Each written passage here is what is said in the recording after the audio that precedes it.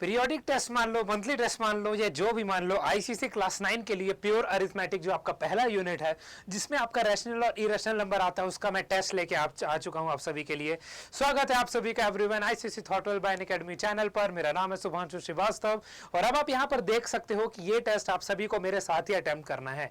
Although ये test आप देख सकते हो, we will be solving it. जितने ज्यादा बच्चे हमारे साथ जुड़ते जाएंगे उतना ज्यादा हम लाइव लेंगे आगे चलकर। तो अभी के लिए तो वी विल बी सीइंग कि ट्रैफिक कैसा रह रहा है। तो सभी के सभी को कमेंट जरूर करना है कि आप सभी से क्वेश्चन उसी टाइम पर बना कि नहीं बना, ठीक है। तो चलो आज हम सेशन स्टार्ट करते हैं। यहां पर आप सभी देखने वाले हो, ओके। तो first thing you can see और read over here is test होने वाला आपका pure arithmetic rational and irrational numbers का फॉर आईसीएसई क्लास 9, ठीक है। उससे भी पहले आप सभी को अगर इसका पीडीएफ चाहिए, आपको अगर हमसे कांटेक्ट करना है, बात करना है, तो आपको यहां पर जुड़ जाना है हमारे साथ इस टेलीग्राम ग्रुप में। ये हमारा टेलीग्राम ग्रुप का क्यूआर कोड है। इस क्यूआर कोड को स्कैन करके ज्वाइन हो जाओ, या तो ये लिंक आपको गिवन है, यहां से आप ज्वाइन हो जाओ। In any way you can join our group, ठीक है। तो यहां पर जल्दी से ज्वाइन हो जाएंगे ताकि आप सब मिस आउट ना करो। जब भी कोई नई चीजें आती है हम यहां पर जरूर पोस्ट करते रहते हैं, ओके। तो चलो यहां पर आप सब ज्वाइन हो जाओगे। तो आज का जो टेस्ट है आपका मंथली या पीरियोडिक टेस्ट आप मान लो, उसके कंस्टिट्यूएंट्स क्या क्या है वो आप देख लो। सेक्शन ए में आपके ऑब्जेक्टिव मार्क्स क्वेश्चंस होंगे जिसका वेटेज क्या है, सिर्फ 1 मार्क का है, ठीक है। सेक्शन बी में आपके पास शॉर्ट आंसर क्वेश्चन है जहां पर 2 और 3 मार्क्स वाले क्वेश्चन होंगे। और फाइनली सेक्शन सी होगा जिसमें लॉन्ग आंसर क्वेश्चन है, 4 to 5 मार्क्स के ईच के क्वेश्चन होंगे। तो रफली ये सेशन 40-45 मिनट्स का है। तो इसको अटेम्प्ट करने के लिए भी आपको मैक्सिमम 30 मिनट से 40 मिनट्स मिलने चाहिए, ठीक है। और इसको आपको नीटली एग्जाम में रिप्रेजेंट भी करना है, ये चीज आपको याद भी रखना है, राइट। तो आई होप ये चीजें आप सभी को क्लियर हो चुकी है। Section A, section B and section C. So जैसा जैसा मार्क्स है उसी अकॉर्डिंग आपको आंसर को लिखना आना चाहिए। तो सबसे पहला सेक्शन अब हम देख लेते हैं। सेक्शन ए में फॉर्मेटिंग एरर थोड़ा हो गया, कोई बात नहीं। ऑब्जेक्टिव क्वेश्चन जहां पर 1 मार्क आपके होने वाले हैं हर एक क्वेश्चन के लिए। सो आई होप आप सब अब रेडी हो और इसी पॉइंट पे आप सभी को कमेंट भी जरूर करते जाना है कि इनमें से कितने क्वेश्चन आप सभी को पहले से आते थे, नहीं आते थे तो आपने यहां पर सीखा, आता है तो कितने जल्दी आप सभी क्वेश्चंस को सॉल्व कर पा रहे हो, ठीक है। Let us move on to the first question which is here. तो ऑब्जेक्टिव क्वेश्चन में पहला क्वेश्चन आपका आ चुका है, which of the following number is irrational. अब इरेशनल नंबर का पहचान कैसे होता है, non repeating and non recurring, ठीक है। Non repeating and non recurring वाला डेसिमल आपको यहां पर मिलना चाहिए। अब आपको पता है, या फिर रैशनल बोल रहे हो, रैशनल नंबर क्या होता है, a by b. A by b form में अगर आप रिप्रेजेंट कर पा रहे हो तो रैशनल है, अदरवाइज रैशनल नहीं है। तो रूट 49 आपका 7 हो जाएगा जो कि हमारा रैशनल ही होता है, ठीक है, जो कि हमारा रैशनल ही होता है। अब देखो यहां पर आप सब कंफ्यूज हो सकते हो, 22/7 अगर आपने ये रैशनल मार्क कर दिया तो योर आंसर इज रॉन्ग। क्यों रॉन्ग है, क्योंकि 22/7 आपका रैशनल नंबर है, वो 6 या 7 के बाद रिपीट जरूर होता है। पाई आपका रैशनल नंबर नहीं है। पाई के जो क्लोजेस्ट वैल्यू है वो 22/7 है, इसलिए हम उसको 22/7 के नियर अबाउट ले लेते हैं। तो this is also rational only. अब यहाँ √5 जो आ रहा है, इसका जब आप लॉन्ग डिवीजन मेथड से अप्लाई करोगे, नॉन रिपीटिंग नॉन रिकरिंग आएगा। सो ये आपका हो जाएगा irrational and that's why C option यहाँ पर सही आंसर है, ठीक है। This is your correct answer, C option. तो आप देख सकते हो इन क्वेश्चंस के साथ आपका रिवीजन भी बहुत अच्छे तरीके से हो रहा है। तो आप सभी को बने रहना है आखिरी तक ताकि सभी क्वेश्चंस आपको आ जाए। अब आप देखो ये तो यहाँ टर्मिनेट कर गया, नॉन टर्मिनेटिंग, अच्छा नॉन टर्मिनेटिंग सॉरी, ठीक है, नॉन टर्मिनेटिंग होना चाहिए, ओके, एंड नॉन रिपीटिंग। तो ये भी आपका रैशनल नंबर ही है, ठीक है। This is also your rational number only, ठीक है। तो आपका सही आंसर क्या हो गया, सी ऑप्शन। नॉन टर्मिनेटिंग आएगा, नॉन रिपीटिंग आएगा, ये आपको याद रखना है इरेशनल के केस में, ठीक है। तो आई होप ये चीजें आप सभी को, पहला क्वेश्चन सभी को क्लियर हो गया। सेकंड क्वेश्चन की ओर अब हम बढ़ते हैं। मेरे बात को जब ध्यान से सुनते जाओगे तो हर एक ऑप्शन सही क्यों है, गलत क्यों है, और जो कंसेप्ट रिविजन है वो बहुत अच्छे से होता जाएगा। ये चीज आप हमेशा माइंड में रखना और याद रखना, ठीक है। चलो क्वेश्चन 1 डन हो गया। क्वेश्चन 2 में आते हैं, the decimal expansion of a rational number is.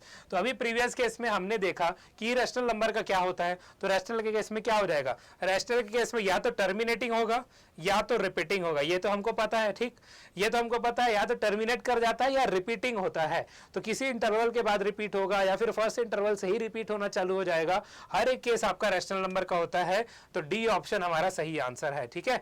Non repeating non terminating non repeating आपका इरेशनल नंबर का होता है, बाकी दो ऑप्शन तो ऑब्वियस है, वो आपको पता ही है, ठीक है। तो आई होप ये इस क्वेश्चन से भी आपको इंसाइट मिल चुका है कि रैशनल नंबर का एक्सपेंशन कैसा होता। फर्स्ट 2 क्वेश्चन से हमको ये पता चल गया, राइट, कि रैशनल और इरेशनल नंबर के एक्सपेंशंस कैसे होते हैं और उसको डिफाइन कैसे किया जाता है, उसके एग्जांपल्स क्या क्या है। आई होप आप सभी को क्लियर है, किसी को कोई डाउट नहीं है, ठीक है। चलो ये चीज हमारा डन हो गया, क्वेश्चन 2 भी। क्वेश्चन 3 में अब हम आते हैं, यहाँ पर बेसिकली ये ऑब्जेक्टिव टाइप है, बट यहाँ पर ऑप्शन नहीं है, ठीक है। तो यहाँ पर सिंपल सा चीज है कि आपको इसको रैशनलाइज करना है डिनोमिनेटर को, तो रैशनलाइजेशन सिर्फ डिनोमिनेटर को करना है। रैशनलाइज मतलब क्या हुआ, अब आपको पता है √3 आपका क्या इरेशनल नंबर है, ठीक है, √3 इज योर इरेशनल नंबर, ये तो आपको पता है। तो अगर आप इसको रैशनलाइज कर सको, मतलब रैशनल में कन्वर्ट कर सको, तब तो कोई बात बने, राइट। तो यहां पर अब आपको क्या करना पड़ेगा, मल्टीप्लाई √3 करो अपॉन √3 करो, क्योंकि आप ये अगर √3 इंटू √3 करोगे तो आपको एक रैशनल नंबर मिल जाएगा, ठीक है। तो √3 अपॉन +3 आपका फाइनल चीज बन रहा है यहाँ पर। तो आप देख सकते हो जो आपका डिनोमिनेटर यहाँ पर है वो रैशनलाइज हो चुका है, दैट इज 3, और न्यूमरेटर में है तो चलेगा, क्योंकि जनरली जब ऐसी चीजों को हमको रैशनलाइज करने बोला जाता है, we rationalize the denominator only, ठीक है, डिनोमिनेटर को ही करते हैं, और यहाँ पर तो मेंशन भी है कि आपको डिनोमिनेटर को रैशनलाइज करना है, ठीक है। तो आई होप जल्दी से जल्दी ये सभी क्वेश्चन आप सभी को क्लियर होते जा रहे हैं, किसी को कोई डाउट नहीं है। क्वेश्चन 3 भी डन है। अब हम देखते हैं हमारा अगला क्वेश्चन, जो कि है क्वेश्चन नंबर 4, ठीक है। क्वेश्चन नंबर 4 में आ जाओ, विच of the following lies between 1 and 2। अब यहाँ पर आपको नंबर लाइन में देखना पड़ेगा कि 1 और 2 के बीच में कौन सा चीज आपका लाई कर रहा है, ठीक है। तो सबसे पहले आप यहाँ पर अगर नंबर लाइन बनाना चाहो तो भी ठीक है, नहीं बनाना चाहो तो भी ठीक है, ठीक है। 1 और 2 है। अगर आप √6 की बात करो, ठीक है, तो हमारा देखो यहाँ पर आएगा, ये आपका क्या है, √1 है, 2 आपका क्या है, √4 है, ठीक है।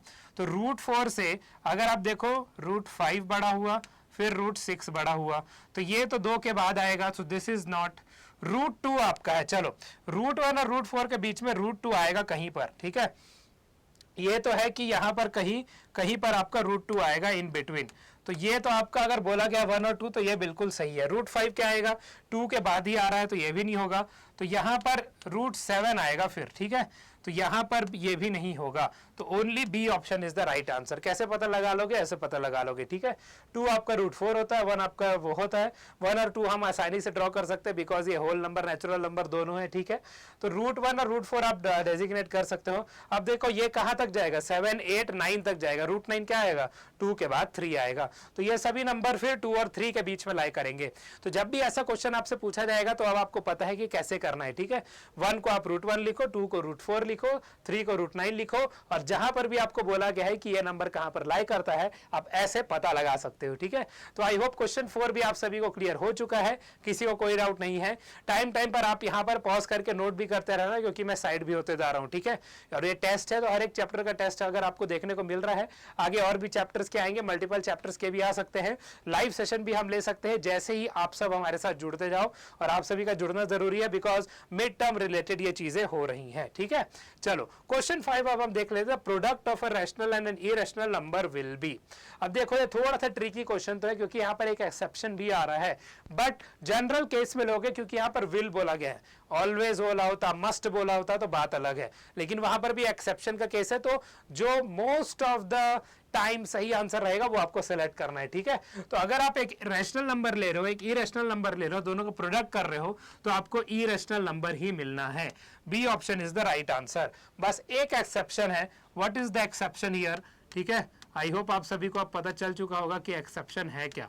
The exception is that when rational number is 0, ठीक है। जब रैशनल आपको 0 होगा, इरेशनल से मल्टीप्लाई करोगे 0 ही मिलेगा, रैशनल ही मिलेगा, बस वही एक एक्सेप्शन है यहाँ पर। अदरवाइज मोस्टली आपका बी ऑप्शन सही है, इसलिए विल भी मैंने लिखा है। अगर ऑलवेज वगैरह आए तो कंफ्यूजन हो सकता है, बट अगेन उस बात पे भी आपको क्या सेलेक्ट करना है, जो सबसे ज्यादा टाइम सही है। सो मोर देन 99.9999 जितना % लगा लो, तो इन्फिनाइट टाइम्स मैं भी ये भी बोल सकता हूँ कि इन्फिनाइट टाइम्स आपका इरेशनल नंबर ही सही है, सिर्फ एक चांस है रैशनल आने का जो कि 0 है, तो हम उसको नेग्लेक्ट करेंगे इस पर्टिकुलर केस में। तो शुरू के 5 एमसीक्यू क्वेश्चंस थे, आप देख सकते हो कि इस चैप्टर से एमसीक्यू टाइप के क्वेश्चंस कैसे बन सकते हो, और अब आप उन्हें उन सभी क्वेश्चंस को मेरे साथ सॉल्व कर लिया है। आई होप कि आप सभी इतना प्रैक्टिस कर चुके होंगे कि मेरे आंसर देने से पहले आप सभी ने इन क्वेश्चंस को आंसर कर दिया है, राइट। तो ऐसे क्वेश्चंस के लिए आप सभी को बने रहना है, हर एक सब्जेक्ट का हर एक टॉपिक के लिए आपको अब ये चीज मिलने वाला है। 1 or 2 weeks we will put this recorded, but उसके बाद we can do live also based on the responses. तो इसीलिए आप सभी को कमेंट जरूर करते रहना है that you want the live classes, और मोर देन 20-30 बच्चों का कम से कम कमेंट आना चाहिए कि उनको लाइव क्लासेस चाहिए, एंड वो 20-30 लाइव में आने भी चाहिए, तभी ये चीज पॉसिबल होगा। तो जल्दी से जल्दी सब्सक्राइब भी करेंगे चैनल को, जुड़ते भी रहेंगे और आंसर भी करते रहेंगे वीडियो के नीचे, ठीक है। चलो बढ़ते हैं अब हम आगे, ये भी हमारा डन हो चुका है। तो अब आप क्या आएंगे, अरे यहाँ पर और फॉर्मेटिंग इशू हो गया, चलो कोई बात नहीं। यहाँ पर देखो सेक्शन 2 आपको बोला गया है शॉर्ट आंसर टाइप क्वेश्चन है आपके 2 और 3 मार्क्स ईच के, ठीक है। शॉर्ट आंसर टाइप क्वेश्चन है आपके 2 और 3 मार्क्स ईच के। तो सबसे पहला क्वेश्चन आपका आ चुका है, क्वेश्चन नंबर 6। बोला गया है कि आपको एक्सप्रेस करना है √3 + √2 in the form of a surd, and rationalize आपको करना है 1/√3 + √2। तो सबसे पहली बात है कि ये जो है ना, ये ऑलरेडी सर्ड के फॉर्म में रिप्रेजेंटेड है, ठीक है। ऑलरेडी आप क्या लिख लोगे, it is already in the form of surd, already in the form of surds, ठीक है, already in the form of surds. अब उसके बाद हमको बोला गया है कि हमको रैशनलाइज करना है। तो जैसे कि मैंने आपको बताया था, जनरली जब रैशनलाइज मेंशन हो तो डिनोमिनेटर में ही हम रैशनलाइज करते हैं, ठीक है। So √3 + √2, what we will do next, we will multiply, ठीक है। तो ऐसे आपको स्टेप्स मेंशन करना है जब आप लिख रहे हो, मल्टीप्लाई √3 - √2 इन न्यूमरेटर, ताकि आपका फ्रैक्शन चेंज ना हो, right, in numerator and denominator. जितना अच्छा आप लिखोगे उतना अच्छा आपको नंबर मिलेगा, सिंपल सी बात है, राइट। चलो ये चीज डन हो गई। तो अब हम वही चीज यहाँ पर अप्लाई कर लेते हैं।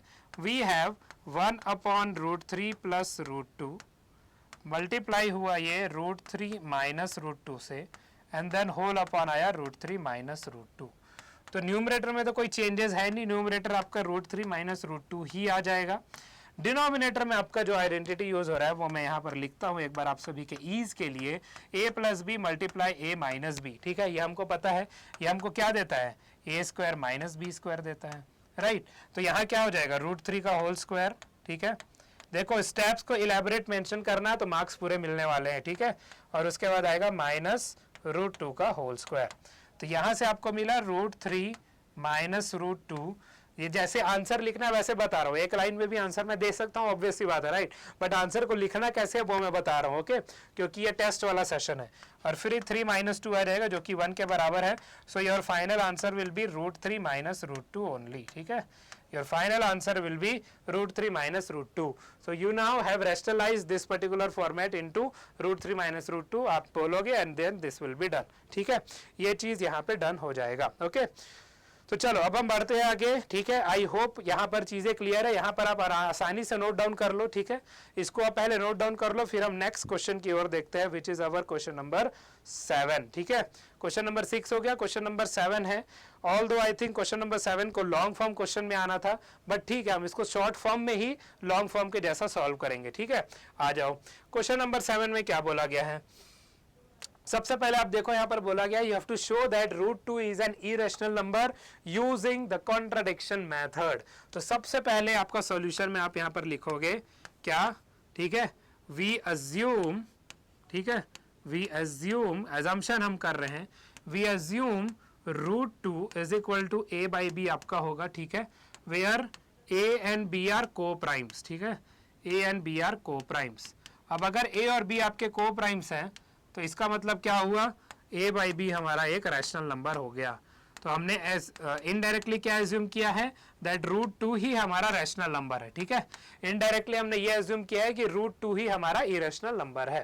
Now what we will do, square both the side, ठीक है, स्क्वायर बोथ साइड्स, जब आप स्क्वायरिंग करोगे बोथ साइड का तो आपको क्या मिलेगा, 2 is equal to a square upon b square, और इसको हम लिख सकते हैं 2b square is equal to a square. ठीक है, अब आप देखो यहाँ पर चीज़ें कैसे बन रही हैं। ठीक है, तो यहाँ पर आपको क्या देखना है, नाउ बाय आपको क्या लिखना है, fundamental theorem of arithmetic.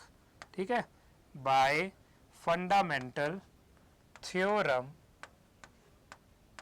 Of arithmetic. क्या स्टेटमेंट होता है? ठीक है, तो स्टेटमेंट मैं यहां से लिखता हूं, statement says that if p, short वाला स्टेटमेंट है ये, right, if p divides a square, ठीक है, then p divides a also. ठीक है, p divides a also, where p is what, p is your prime number. ठीक है, और इस केस में प्राइम नंबर हमारा क्या है, इट इज 2 ओनली। ठीक है, इस केस में हमारा प्राइम नंबर है वो 2 है। ठीक है, तो यहां पर स्टेटमेंट के हिसाब से आप देखो क्या बोला गया है, यहां पर आप देख सकते हो ए स्क्वायर बाई 2 हमारा बी स्क्वायर के बराबर है, राइट, ए स्क्वायर बाई 2 अगर बी स्क्वायर के बराबर है तो यहां पर अब आप एक्स्ट्रा क्या लिख सकते हो, तो ये ए बाई 2 भी किसी के बराबर होगा, ऑब्वियसली बी स्क्वायर के बराबर तो नहीं होगा, कोई और कांस्टेंट आएगा, तो वो चीज फंडामेंटल थ्योरम ऑफ अरिथमेटिक से हम लिख सकते हैं that a by 2 is equal to c. क्यों? क्योंकि अगर p a स्क्वायर से डिवाइड हो रहा है, ठीक है, if p divides a square, मतलब a स्क्वायर बाई 2 अगर b स्क्वायर के बराबर है, p आपका प्राइम नंबर है, 2 इज द प्राइम नंबर, तो p डिवाइड्स a ऑल्सो, मतलब a बाई 2 भी डिविजिबल होगा, और डिवाइड होने के बाद हमको c मिलेगा, नया कांस्टेंट, वो हम मान लेते हैं। ठीक है, अब हमको क्या करना है यहाँ पर, again square both the side. ठीक है, स्क्वायर बोथ साइड्स, ये लॉन्ग फॉर्म क्वेश्चन में भी आ सकता है आई थिंक आपके लेवल पे। ठीक है, तो ये आ जाएगा a square is equal to 2c square. ठीक है, ये आ जाएगा। अब हमको a स्क्वायर ऑलरेडी पता है किसके बराबर है, 2b स्क्वायर के बराबर है, तो इस a स्क्वायर जो 2b स्क्वायर के बराबर है इसको हम यहाँ पुट कर लेते हैं। ठीक है, let us put it over here. तो अगर आप यहाँ पर पुट करोगे आपको मिलेगा 2b स्क्वायर। ठीक है, एक सेकेंड, a बाई 2 है और a, अच्छा ये 4 स्क्वायर, 4c स्क्वायर हो जाएगा। ठीक है, ये आपका 4c स्क्वायर के बराबर होगा, 4c स्क्वायर। ठीक है, हाँ, तो 2b square is equal to 4c square आया। ठीक है, तो यहां से आपको मिला b square is equal to 2c square. अब देखो यहां से हो क्या रहा है, यहां से हो क्या रहा है, अगर आप देखो यहां पर a स्क्वायर बाई 2 आपका b स्क्वायर के बराबर था। ठीक है, यहां पर क्या हो रहा है, b स्क्वायर बाई 2 आपका c स्क्वायर के बराबर आ रहा है। ठीक है, ये दो चीज आप यहां पर देख सकते हो, right, b square is equal to 2c square आ रहा है। ठीक है, और अगर यहाँ पर a और b को प्राइम है तो इसके एक से ज्यादा फैक्टर तो होने नहीं चाहिए, राइट, तो आप यहाँ पर क्या लिखोगे, if a and b are को प्राइम, जो हमने एज्यूम किया था, right, co prime, then only common factor is 1, only common factor, दोनों का common factor, right, common factor is 1। But अब आप यहां से क्या देख रहे हो कि a स्क्वायर बाई 2 आपका वैल्यू दे रहा है और b स्क्वायर बाई 2 भी आपका वैल्यू दे रहा है। ठीक है, b square by 2 is c square. ठीक है, और b square by 2 is a square. एक सेकेंड, कुछ गलत हुआ क्या, वेट, हाँ ठीक है, तो ये चीजें आपको क्लियर हो गई, b square is equal to 2c square हो गया। ठीक है, यहां से अगर a और b अगर को प्राइम है then only common factor should be 1, but ये दो स्टेटमेंट से आपको ये देखने को नहीं मिल रहा है, 2b स्क्वायर a स्क्वायर आ रहा है और 2c स्क्वायर b स्क्वायर के बराबर आ रहा है। ठीक है, तो इसका मतलब अवर assumption is wrong। ठीक है, our assumption is wrong, यहां पर आप लिख लोगे that means assumption is wrong। ठीक है, assumption is wrong, तो हमने एज्यूम किया था कि √2 क्या है, रैशनल है, इसका मतलब क्या हुआ, √2 इज इरेशनल। ठीक है, √2 इज इरेशनल, सिंपल सी बात है, डन एंड डस्टेड। ठीक है, √2 is irrational, done and dusted हो गया। आई होप ये चीज आप सभी को क्लियर हो चुका है। ठीक है, √2 इरेशनल क्या हुआ, ये आई होप सभी को क्लियर हो चुका है, किसी को कोई भी डाउट नहीं है। If you have any doubt you all are free to let me know. ठीक है, चलो यहाँ पर इतना बड़ा सम आया है तो आप इसको आसानी से नोट डाउन कर लो, फिर हम बढ़ेंगे आगे। ओके, फिर हम आगे बढ़ जाएंगे। ऑलराइट, अगर आपको कोई इशू हो रहा हो so please do let me no. Okay, यहाँ पर आई होप चीजें आप सभी को क्लियर हो चुकी हैं। ठीक है, चीजें आई होप आप सभी को क्लियर हो चुकी हैं। Okay, b square is equal to 2c² भी आ रहा है और a square is equal to 2b² भी आ रहा है। तो अगर आप देखो a²/2 और b²/2, ठीक है, यहाँ पर क्या है, a²/2 भी आपको एक वैल्यू मिल रहा है और b²/2 भी आपको वैल्यू मिल रहा है, मतलब a और b 2 से भी डिवाइड हो जा रहे हैं। अगर ये को प्राइम होते, ध्यान से सुनना, अगर ये को प्राइम होते तो ये सिर्फ 1 से डिवाइड होते और किसी से डिवाइड नहीं होते। यहाँ पर क्या बन रहा है, a²/2 भी आपको एक वैल्यू मिल रहा है और b²/2 भी आपको एक वैल्यू मिल रहा है। That means a and b are not coprime, ठीक है, वही चीज लिखा है, if a and b are को prime then only common factor should be 1। लेकिन 1 से एक और ज्यादा फैक्टर क्या आ रहा है, 2, क्योंकि a और b उससे डिवाइड हो रहे हैं, ठीक है। अगर a²/2 है तो a/2 भी वैलिड है, ठीक है, हमको पता है। अगर b²/2 है, फंडामेंटल थ्योरम ऑफ अरिथमेटिक से b/2 का भी वैल्यू हमको मिल जाना है, मतलब a/2 का भी एक वैल्यू मिल रहा है, b/2 का भी वैल्यू मिल रहा है, a और b दोनों 2 से भी डिविजिबल हो रहे हैं इस केस में। तो इसीलिए कॉन्ट्राडिक्शन आ रहा है क्योंकि हमारा एजम्पशन गलत है, और एजम्पशन गलत है इसलिए हम यहाँ पर लिख सकते हैं √2 इज इरेशनल नंबर, ठीक है। आई होप ये पॉइंट आप सभी को क्लियर हो चुका है। Question 7 is done. अब हम बढ़ते हैं आगे अपने क्वेश्चन नंबर 8 में, ठीक है। आई होप यहाँ पर आप सभी ने नोट डाउन कर लिया है। अब हम देखते हैं यहाँ पर डिफरेंट केसेस आपको गिवन है, डिफरेंट केसेस को हमको प्लॉट करना है इन द नंबर लाइन। सबसे पहले you have to place the following number in the number line, 5/3, √2, √9 and 22/7। तो सबसे पहले हम देखते हैं 5/3 का केस, ठीक है। अब सबसे पहले अगर आपको पता करना है, देखो या तो डिवाइड करोगे तो पता चलेगा, या तो इसको मिक्स फ्रैक्शन के फॉर्म में लिख लो। मिक्स फ्रैक्शन के फॉर्म में क्या आएगा, 1:2/3, मतलब 1 से बड़ा 2 से छोटा। अब आप देखो प्लेसेस को डिवाइड कैसे करते हैं, सीख लो अच्छे से, ठीक है। How you will divide the places, 1 और 2 के बीच में आएगा, तो हम यहाँ पर 0 ले लेते हैं, यहाँ पर 1 ले लेते हैं और यहाँ पर 2 ले लेते हैं, ठीक है। सबसे पहले 1:2/3 मतलब 1 से बड़ा है 2 से छोटा है, ओके। अब जो यहाँ पर दिख रहा है आपको नीचे डिनोमिनेटर में, ठीक है, मिक्स फ्रैक्शन में जो डिनोमिनेटर में 3 है, उतने पार्ट्स में आपको डिवाइड करना होगा 1 और 2 के बीच का इंटरवल। तो पार्ट्स में करोगे तो यहाँ 1 आया, यहाँ 2 आया, कितने पार्ट हो गए, ठीक है। पार्ट्स कितने हो गए, देखो मैं अभी बता रहा हूं, पहला पार्ट ये हो गया, दूसरा पार्ट ये हो गया, तीसरा पार्ट ये हो गया, 3 इक्वल पार्ट्स में आपने डिवाइड इसको कर लिया, ठीक है। अब आप देखो यहां पर आपको क्या करना है, सबसे पहला पोजीशन जो आएगा ना, ये किसका आएगा, सबसे पहला पोजीशन आपका आएगा 1:1/3, मतलब ये किसके बराबर होगा, 4/3 के, ठीक है। सेकंड पोजीशन जो आपका आएगा, यहां से आप देख लो, सेकंड पोजीशन आपका जो आएगा 1:2/3 आएगा, and it is equal to 5/3, जो हमको क्वेश्चन में पूछा गया है और यही हमारा एक्चुअल आंसर है। फिर 2 किसके बराबर हो जाएगा, तो 2 आप 1:3/3 करोगे क्या, ऐसे करते हैं क्या, ऐसे नहीं करते। तो ये बेसिकली आपका आ जाएगा 6/3, 6/3 मतलब 2 के बराबर, ठीक है। 4/3 आया, 5/3 आया और 6/3 आ गया, ठीक है। एक बार 4/3 आया, 5/3 आया, 6/3 आया, 3 इक्वल पार्ट्स 1 के बाद और इसके बाद 5/3 आपका एक्चुअल आंसर है। This is your answer for this question, ठीक है। आई होप आप सभी को अब क्लियर आइडिया मिल चुका है ऐसे क्वेश्चन को हमको प्लॉट कैसे करना है। तो इस क्वेश्चन की मदद से हम सभी ऐसे एग्जांपल देख रहे हैं जो हमको प्लॉट करने आने चाहिए फॉर दिस पर्टिकुलर चैप्टर, ठीक है। अब √2 बोला गया है, तो √2 में हमको पता है what we can do here, ठीक है। हम यहाँ पर क्या कर सकते हैं, आप यहाँ पर देखो, we have 0 here, we have 1 here and then we have 2 here, ठीक है। 0, 1 और 2 हमने प्लॉट कर लिया। अब हमको पता है √2 का वैल्यू रफली 1.414 होता है, बट प्लॉटिंग कैसे करना है, तो सबसे पहले आप यहाँ पर क्या करोगे, देखो सबसे पहले एक यूनिट आप 0 से 1 तक जाओगे, ठीक है। एक यूनिट आप 0 से 1 तक गए, ये चीज़ डन हुआ, और उसके बाद एक यूनिट आप ऐसे गए, ठीक है, एक यूनिट आप ऐसे गए और फिर आप इन दोनों को मिला दो। अब आप देखो ये हमारा क्या है, 90 डिग्री, ठीक है। हमने एक परपेंडिकुलर ड्रॉ किया है 0 से 1 में, जो 1 के एंड पर है वहां पर एक परपेंडिकुलर ड्रॉ किया है। तो ये लेंथ भी आपका 1 है, ये लेंथ भी हमने 1 लिया है, ठीक है। ये लेंथ 1 दोनों हमने लिया है। पाइथागोरस थ्योरम से क्या हो जाएगा, तो ये जो लेंथ आपका आएगा दिस विल बी √1 का स्क्वायर प्लस √1 का स्क्वायर, ठीक है, ये हो जाएगा। तो ये किसके बराबर होगा, √2 के बराबर। तो √2 ये पूरा लेंथ है आपका, ठीक है। This complete length is √2। अगर ये कंप्लीट लेंथ आपका √2 है तब आप क्या करोगे, यहाँ पर निडल रखोगे, यहाँ पर पेंसिल रखोगे, ठीक है, और यहाँ से ड्रॉ कर लोगे। यहाँ से जो आप ड्रॉ करोगे ये पर्टिकुलर पॉइंट आपका √2 के बराबर होगा, ठीक है। आर्क आपको ड्रॉ करना पड़ेगा बेसिकली, ठीक है, आर्क आपको ड्रॉ करना पड़ेगा।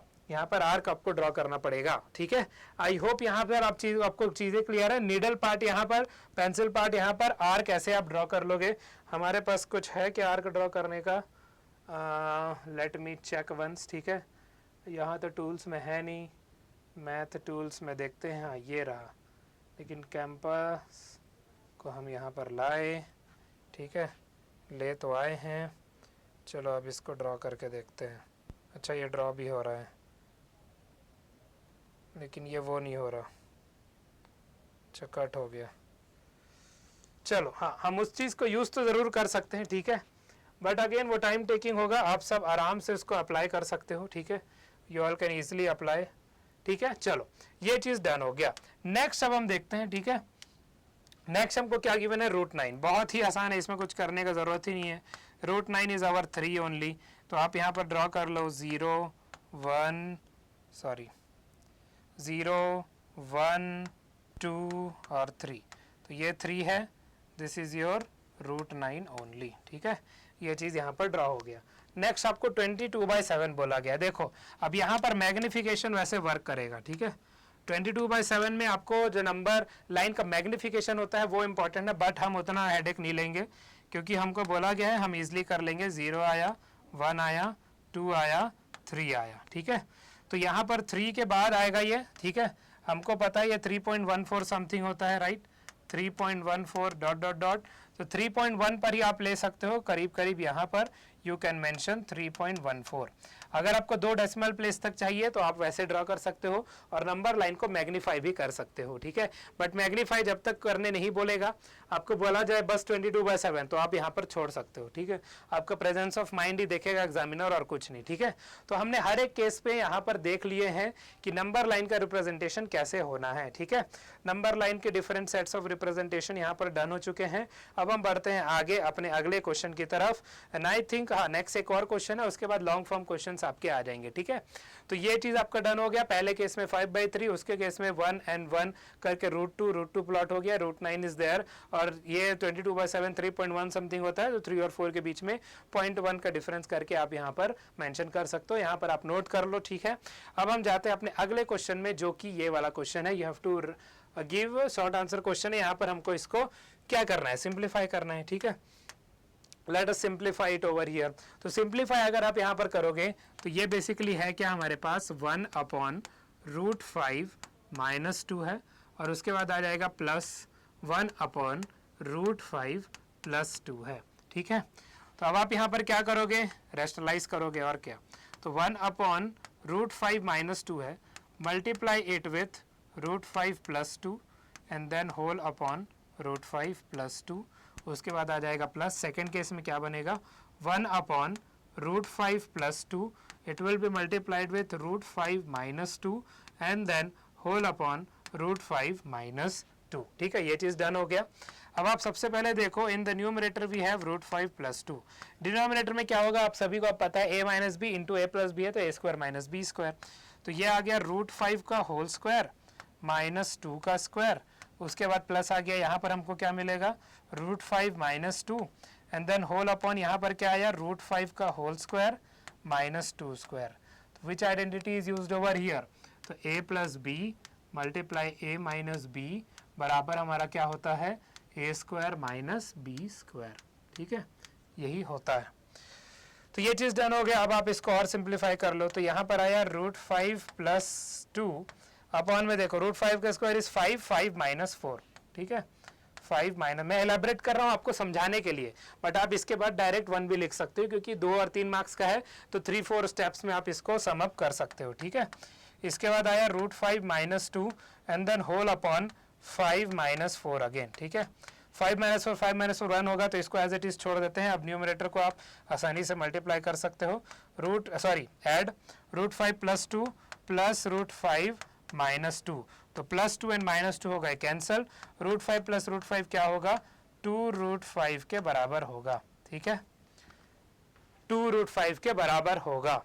क्या सभी को चीजें डन है, जल्दी से बताएंगे, क्या हम आगे बढ़े अब, ठीक है। यहाँ पर आई होप सभी को चीजें क्लियर हो चुकी है। शॉर्ट फॉर्म क्वेश्चन था, क्वेश्चन नंबर 9, इसको आप नोट कर लो। अब इसके बाद 2 लॉन्ग फॉर्म क्वेश्चन है, जिसको आप सभी को अच्छे से इलेबोरेटली सॉल्व करना है, ठीक है। तो तो यहाँ पर समझाने के लिए मैंने ऐसा किया, बट आप इसको थोड़ा शॉर्ट में भी कर सकते हो। ओके, चलो क्वेश्चन 9 डन हो गया। अब हम आते हैं अपने अगले क्वेश्चन में, that will be our question number 10।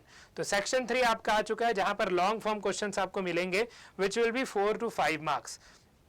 अब चैप्टर का टेस्ट है तो थोड़ा सा छोटा तो है, ठीक है, ज्यादा क्वेश्चंस है नहीं, बट आपको हर एक मतलब different set of question solve करने को यहाँ पर मिल जा रहे हैं, राइट। और इससे आप ही का फायदा होना है, सिंपल सी बात है। तो आप सभी साथ में सॉल्व भी करते रहो, ठीक है। लॉन्ग आंसर क्वेश्चन अब आपका आ चुका है, ठीक है। लॉन्ग आंसर क्वेश्चन के फॉर्म में अगर आप देखो यहाँ पर क्या मिल रहा है आपको, सबसे पहले हम इसको एज इट इज लिख लेते हैं। 3 अपॉन आएगा √7 प्लस √5, ठीक है, माइनस आ जाएगा 2 अपॉन √7 माइनस √5।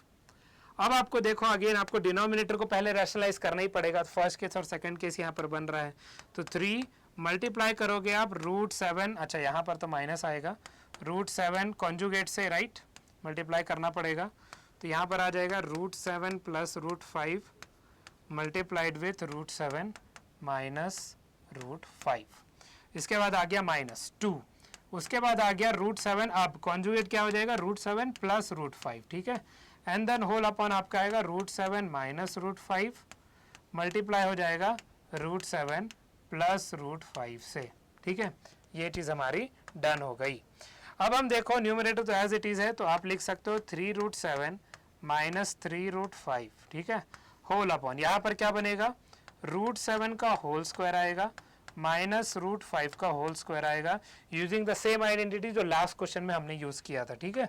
माइनस हो जाएगा आपका 2√7 प्लस 2√5, ठीक है, और यहाँ पर भी आपको क्या मिल जाएगा, √7 का होल स्क्वायर माइनस √5 का होल स्क्वायर, ठीक है। अब यहाँ पर कंटिन्यू करते हैं, ठीक है, यहाँ पर कंटिन्यू कर लेते हैं। तो इसको तो एज इट इज लिखेंगे हम 3√7, ठीक है, माइनस आया 3√5 अपॉन में आपको क्या मिलेगा, 7 माइनस 5, ठीक है।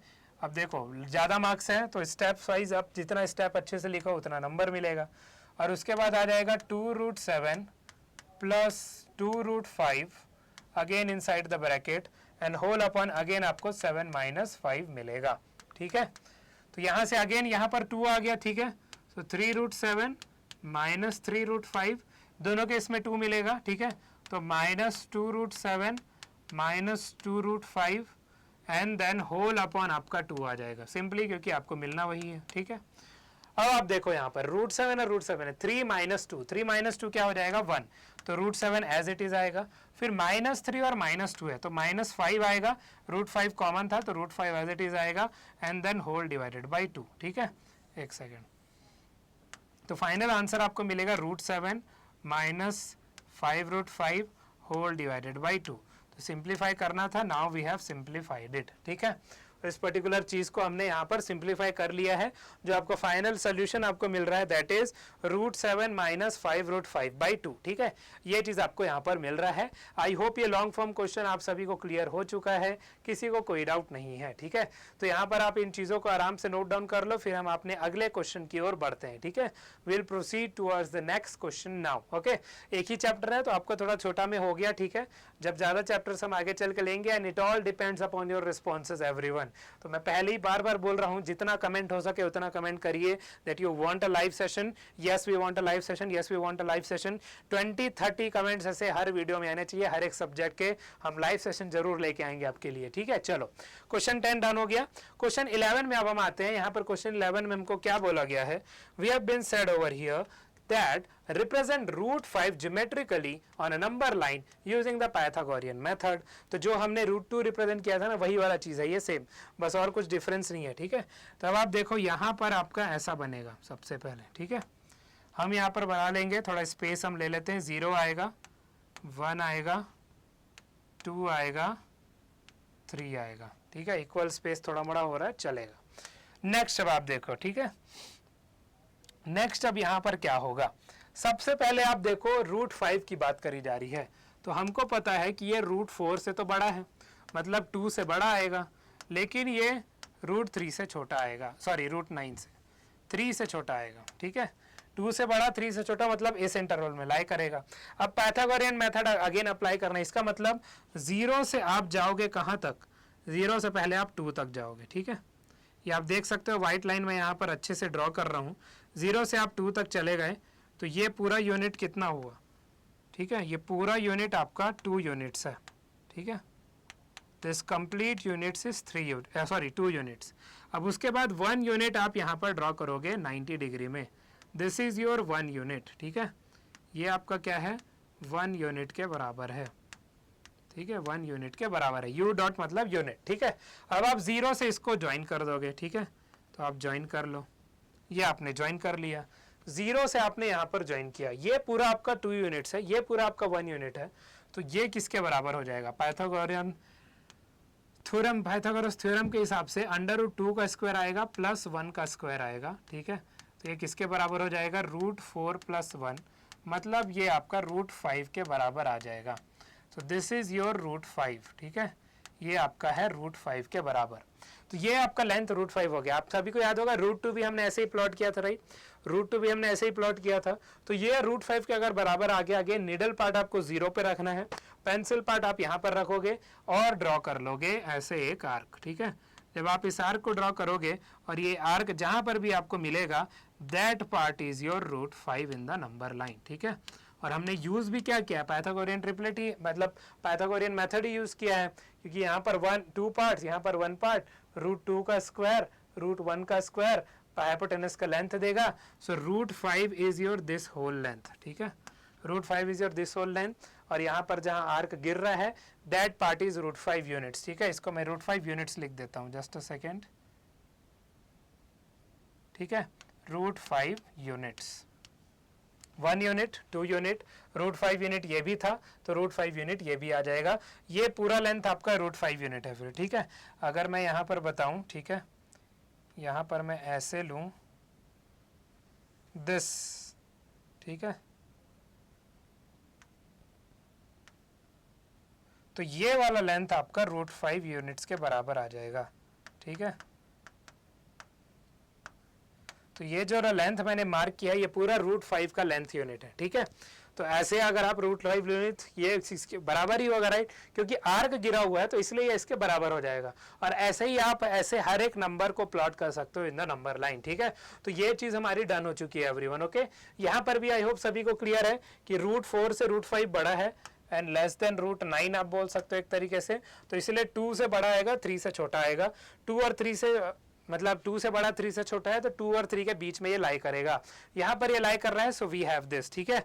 अब इसको आपको अगर मैन्युअली सॉल्व करना है, ठीक है, अगर आपको इसको मैन्युअली सॉल्व करना है, पीडीएफ चाहिए, तो आपको अगेन 20-30 कमेंट चाहिए। लाइव में आप सभी को आना ही पड़ेगा, ठीक है। तब हम लाइव सेशन लेंगे और फिर हम टेलीग्राम में प्रोवाइड करा देंगे। तो टेलीग्राम ग्रुप आप सभी को ज्वाइन करना बहुत जरूरी है, ठीक है। तो आई होप ये क्वेश्चन आप सभी को क्लियर हो चुका है। ये क्वेश्चन आप नोट डाउन कर लो। तो इस तरीके से आपका मंथली या पीरियोडिक टेस्ट वाला जो फर्स्ट चैप्टर से रिलेटेड है वो क्लियर हो गया। धीरे धीरे नंबर ऑफ चैप्टर्स भी बढ़ जाएंगे, लाइव भी हम आने लगेंगे, बट उससे पहले आप सभी को चैनल सब्सक्राइब जरूर करना है, पहली चीज। दूसरी चीज, टेलीग्राम ग्रुप जरूर ज्वाइन करना है और कमेंट करके बताना है yes we want live session.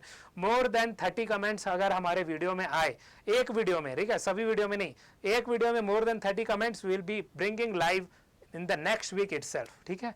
ये याद रखना, मैंने बोला है तो होगा जरूर। चलो, thank you so much everyone. तो यहां पर ये चीज आई होप आपको क्वेश्चन क्लियर हो गया है। तो now thank you so much, ठीक है। आप सभी ने पूरे सेशन के दौरान देख लिया, ठीक है।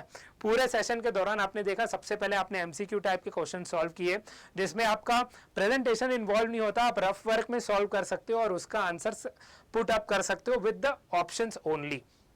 ये आपको हर एक एग्जाम में होता है। फिर आपका सेकंड पार्ट आया, सेकंड पार्ट में आपका 2-3 मार्क्स का क्वेश्चन रहता है, तो उसमें आपको 3-4 स्टेप्स से ज्यादा नहीं लिखने हैं, याद रखना। और 3-4 स्टेप्स इज एक्सक्लूडिंग जो आपने गिवन लिखा है और नीचे आंसर लिखा है। जो गिवन आपने लिखा, ठीक है, मैंने गिवन आपको बताया नहीं, बट गिवन आपको जरूर लिखना है। कोई जो भी चीजें गिवन है, इंपॉर्टेंट है, तो लिखना जरूरी है।